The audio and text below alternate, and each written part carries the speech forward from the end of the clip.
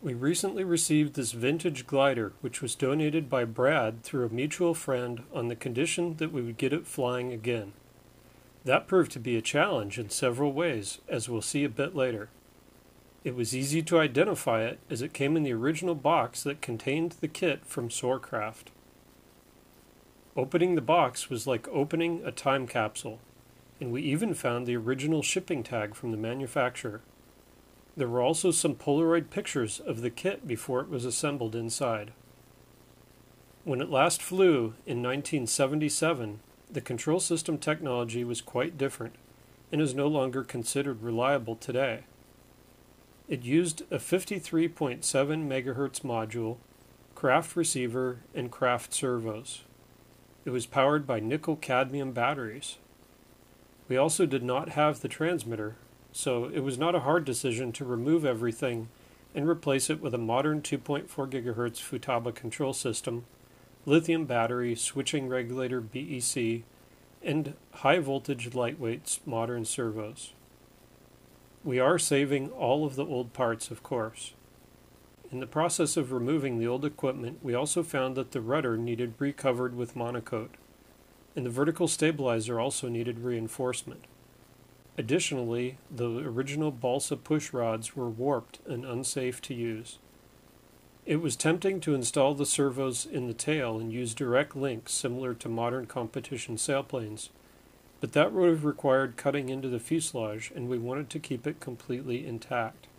So instead we installed carbon fiber push rods and stainless 440 locking terminals. The glass work needed inside the vertical stabilizer was particularly intricate.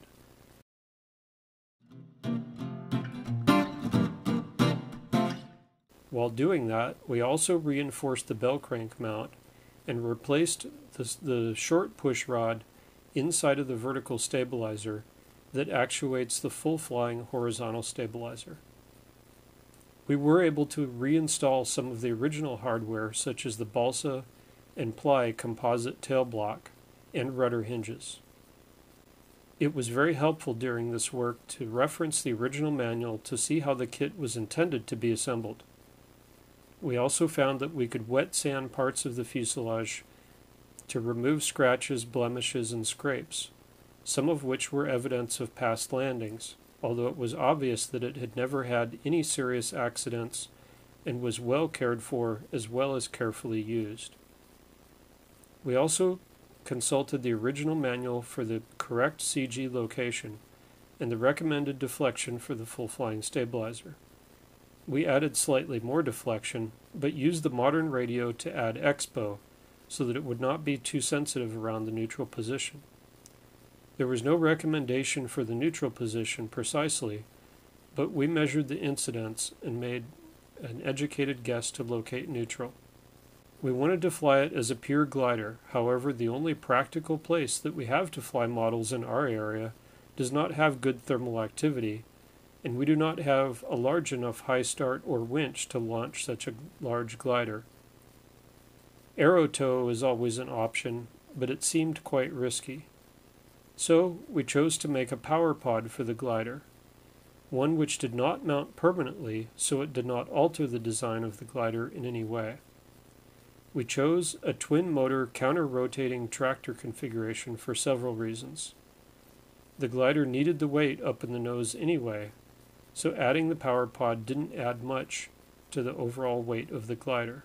Also, a counter-rotating configuration avoids all of the torque issues, as well as slipstream effect, P effect, and gyroscopic precession. It did end up just slightly nose-heavy, but we planned on adding a small Mobius tail camera to the tail anyway, so with that it balanced perfectly. The objective was to get it flying safely, get it back in one piece, and get some great footage of it flying. Dad showed up to help film from the ground. Our 93-year-old friend Pete came along to watch as well, and our friend Hugo was nice enough to fly chase with his freestyle 5-inch custom mini quad, which carries a GoPro 7. These are some clips from the flight.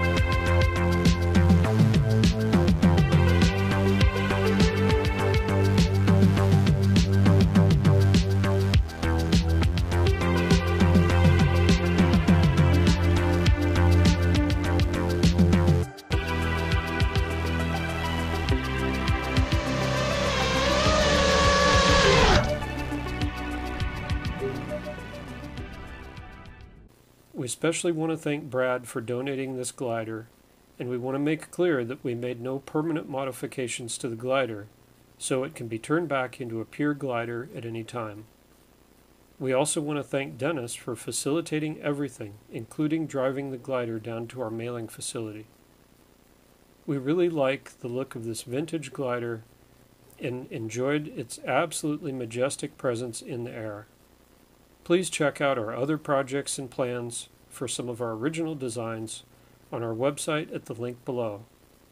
Don't forget to give this video a like and subscribe so you don't miss anything. Have a good one, everyone.